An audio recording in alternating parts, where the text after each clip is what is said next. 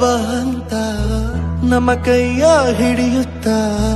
ಕರೆದೊಯ್ದ ಬೆಳಕು ತೋರಲು ದಯವಾಗಿ ಗದರೋದು ನಮ್ಮ ಬೆಳೆಸಲು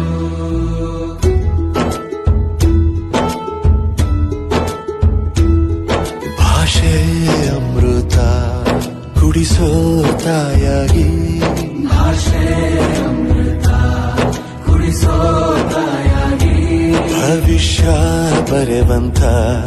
ತಂದೇನೋ ಆಗಿ ಬರೆವಂತ ತಂದೇನೂ ಆಗಿ